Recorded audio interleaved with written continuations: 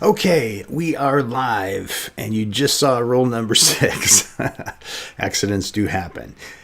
Anyway, today we're going to go over the 6 key things that PIXAR uses to be able to tell great stories.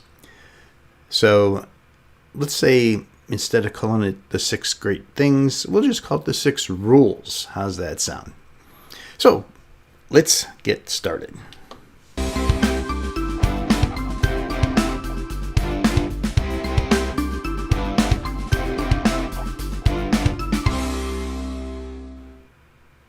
Hi, I'm your host, CJ Powers, and I'm here to help you craft stories that will captivate, engage, and influence your audience. Today, we're going to go over the 6 rules that allow PIXAR to tell great stories. Now, they have always told great stories, and there's a secret to it. And that secret I find very interesting. Director Pete Docter said this: "What you're trying to do when you tell a story is to write about an event in your life that made you feel some particular way." It's all about feelings. He said, and what you're trying to do when you tell a story is to get the audience to have that same feeling. Now, it might not be able to be done in the same fashion, because depending on who it is and what has happened depends on that emotional impact. So when we try to tell a story so that the audience receives the impact, we might have to alter things so that the audience can receive it and feel it and experience it.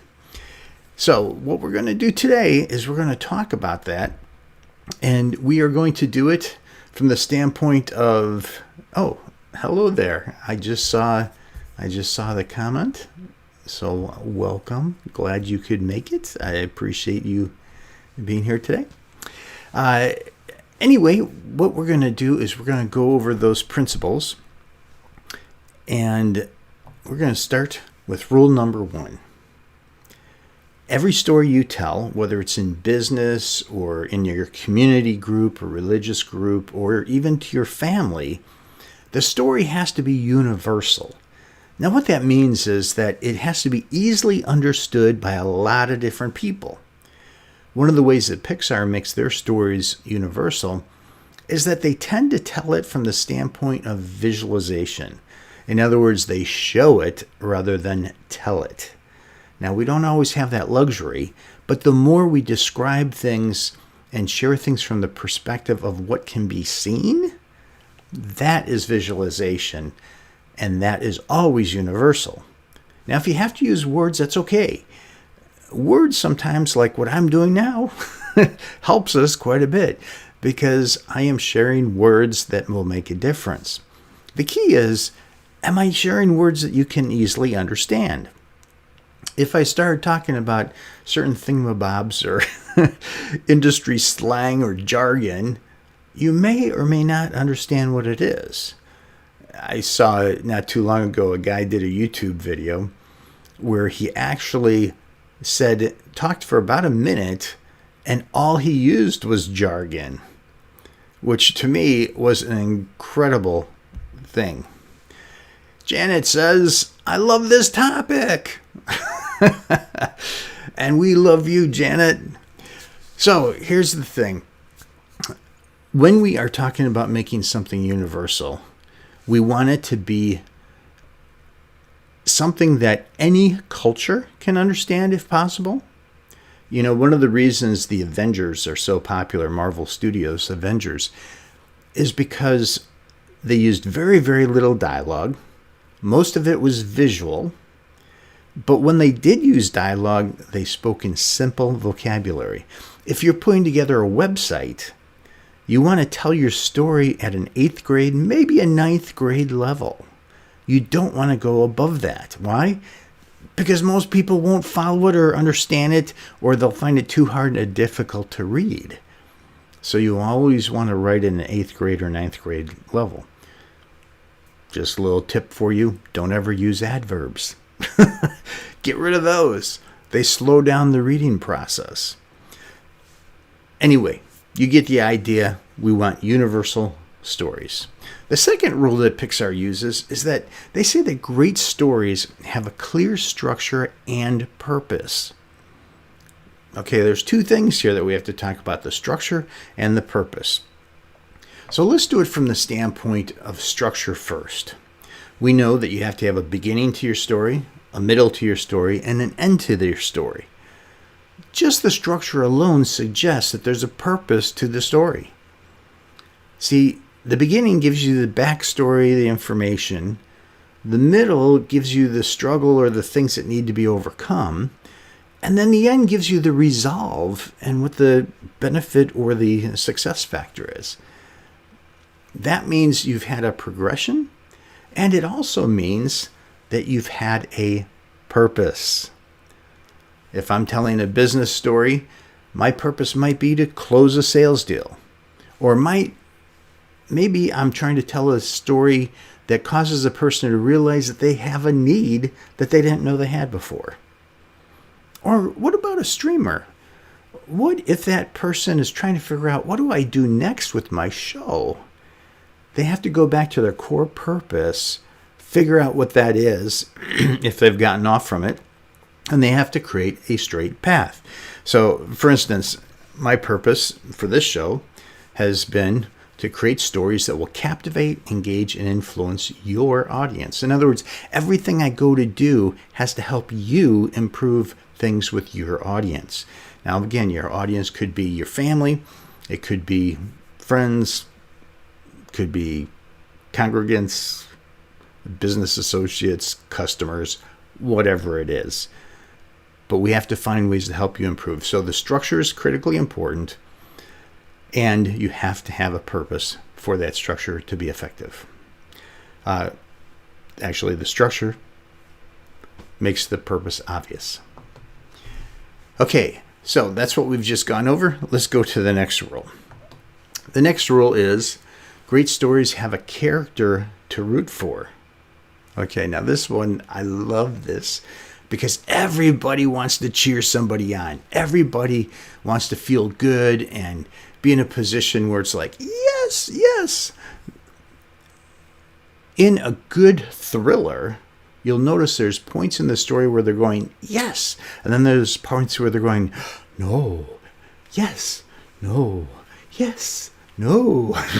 And you keep on going back and forth and back and forth. And that's why thrillers work, is because you give them the yes, then you take it away. And give them the yes, then you take it away. Well, in stories for business, you need to do the same kind of thing. You have to give the main character something happening so that you can root for that main character. But here's the key in business.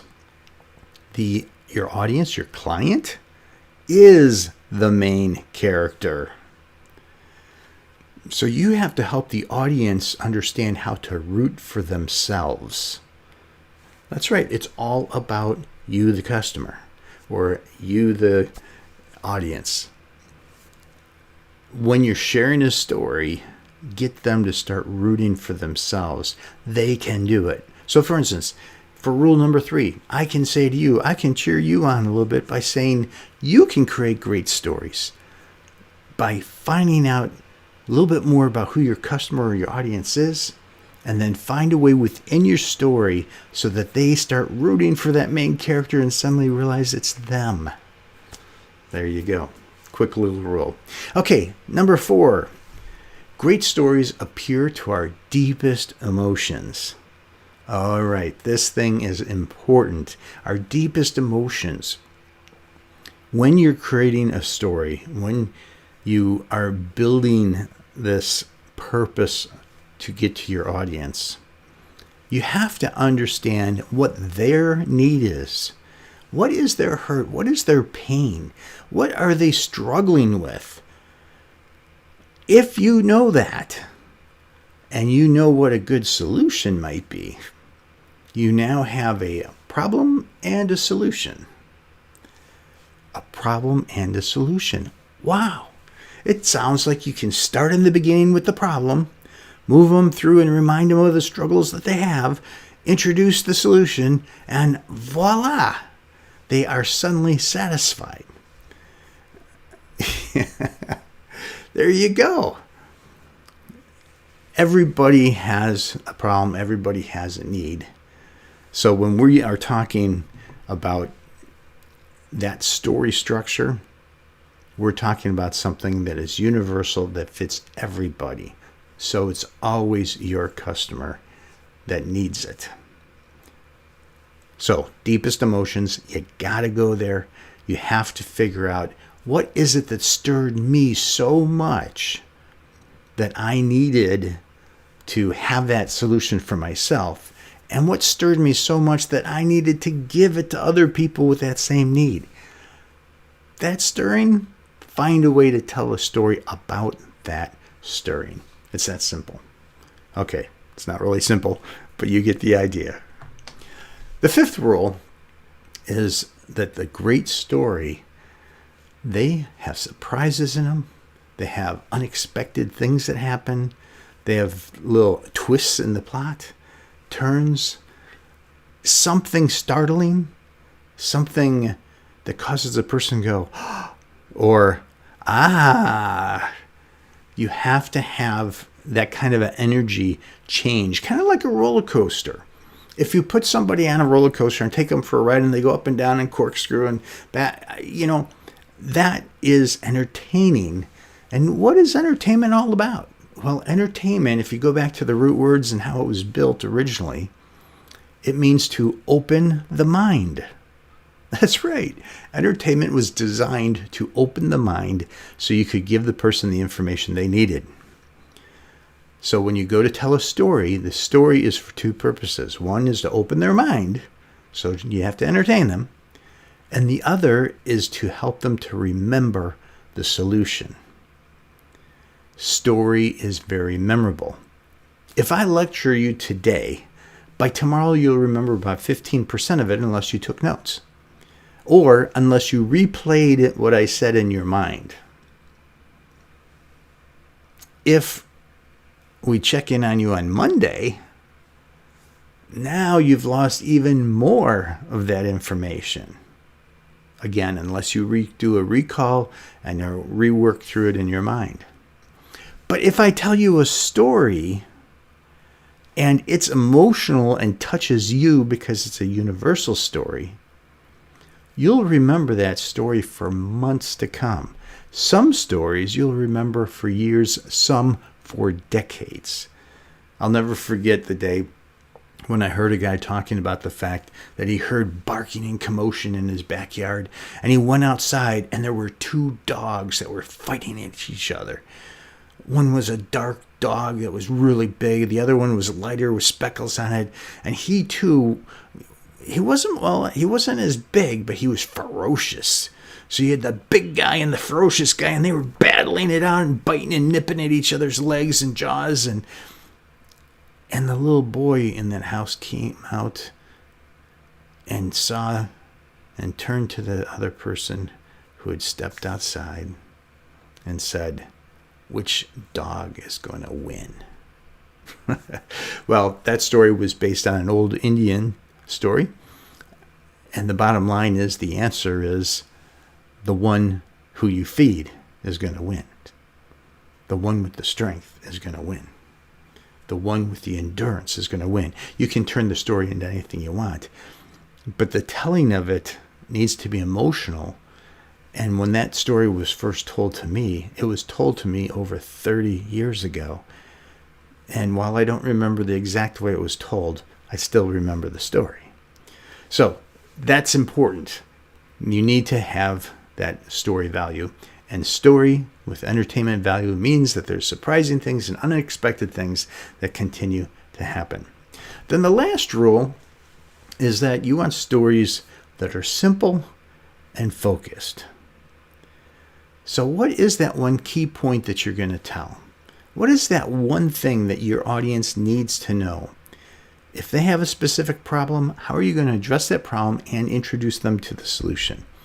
What can you do? How can you say it or share it in a way, visually or through your words, that is simple to understand so they can repeat it to others, is focused because it gets to the need and the benefit that the solution brings, And that's it.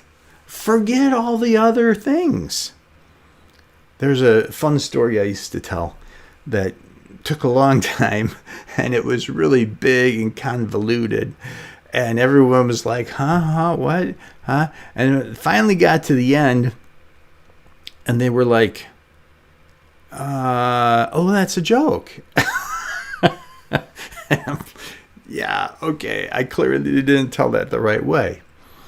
So I tried to simplify it, and I realized that it was still a pretty complex thing. So I reduced it to a couple key points, and then I brought in the punchline. So let's see if it works for you today. I was driving along with my dad sitting in the passenger seat, and as I was driving, all of a sudden I see red and blue lights flashing. Clearly, the cops were pulling me over. So I pulled to the side. I rolled down my window. The cop came over and he said, I need to see your driver's license and your insurance papers. And I said, I can show you my license, but the insurance papers, they're in the glove compartment and I can't open that up because there's a gun in there. And the cop is startled. A gun? I need you to get out of the car. No. He says, I need you to go to the trunk and open it so I can see if there's anything in there too. Well, there is something in there. There's a dead body. And I can't show it to you because you'll arrest me. And the cop pulls out his gun, points it at me, gets on his walkie-talkie and says, need backup, and so on. Within a matter of seconds, another cop car shows up, and another one, and another one. The sergeant on duty walked over, chatted with him, came to the car, and said, Sir, can you show me your insurance papers? I said, sure, not a problem. I opened up the glove compartment, pulled out the insurance papers, and handed it to him. He said, okay, that's odd. I said, why? Are they not in good order? He said, no, they're fine. They're fine. In fact, the officer said you had a gun in your glove compartment. I started laughing. Really? He says, can you open your trunk? I said, sure. So I popped the trunk. I got out and walked to the back with him. And he looked in there, and there was a basketball and a bag of some clothing, and that was it. And he said, okay, this officer said you had a dead body in the back. I started laughing again. I said, really? Come on. This is funny. If a gun, a dead body, what else did he say? Was I speeding or something? You see, it was the only way to get out of the traffic ticket. Now, you can tell that story is very convoluted, but that's the thin version of the story. The key is, how do I simplify it even more? When I mentioned the flashing lights coming, it probably would have been prudent for me to say, I was being pulled over. When the red and blue flashing lights were hitting me, I glanced at the speedometer and realized I was 20 miles an hour over the speed limit. By saying that, it sets up the entire story, and it's just one key sentence. So immediately, the focus now is on that universal thing that you were pulled over for speeding. Because I didn't say speeding, people are thinking, okay, he was pulled over for something. Why was he pulled over? What's going on? Oh, there's a gun in the glove compartment now? What's going on? And their mind is going everywhere except for keeping it simple. It's just about being caught speeding and trying to get out of a speeding ticket. So I should have said what I was doing, and I was speeding. Plus, I mentioned there was someone sitting in the car with me.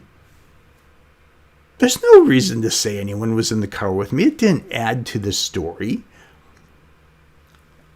Whenever we go to build our story, we need to keep it simple by only having the things in the story that make a difference and gain the purpose across to the audience. We have a tendency, especially when we're looking at these emotional elements, we have a tendency to overstuff the story with lots of things because our feelings, we don't know how to deal with them. William Shatner, who played Captain Kirk in Star Trek, literally went up into space the other day and came back down. Made the news, big thing, because Captain Kirk actually went into space. You know, when I was younger, we had a flip phone back in those days. And we know that it was called a StarTAC because it was invented based on the Star Trek communicators, where they flipped them open and talked. So the mobile phone company, Motorola, literally built their cell phone based on that TV show. And I know that for a fact because I know the engineer that actually built it. When we start clouding stories with emotions, we have to sort through it, find out what that one key emotion is, grab that, find a way to simplify the story just based on that one emotion and the purpose that we have that story in place for, the point we want to make, if you will, or the solution we want to present, and then reconstruct our story. So I recommend just doing a big data dump first, where you just get your whole story out, write it down as best as you can, and then start narrowing it down. Make sure it's focused. Make sure it's simple. Make sure the emotional core stays intact, but make sure anybody can follow the story and get to the point that you're trying to make. So let's just do a quick review here. The story has to be universal. The story has to have a clear structure with that purpose. You have to have a character, preferably your audience, that you want them to root for. Rooting for themselves is a good thing. You need it to have that one key, deep emotional point that caused you to get into this to begin with. It has to be a moment of surprise or something happened that's unexpected to help them remember the story elements itself. It needs to be simple and focused so they don't get lost in some kind of a rabbit trail, but you get right to your point. And by taking those 6 key rules, you will have yourself a powerful story that you can share over and over and over. And even those people that have heard it will appreciate it again and again because it's been so well refined. So that's what we have for today. I hope you've enjoyed these 6 key rules that PIXAR developed, because after all, PIXAR does know what they're doing when it comes to entertainment. So until another time, have a great day.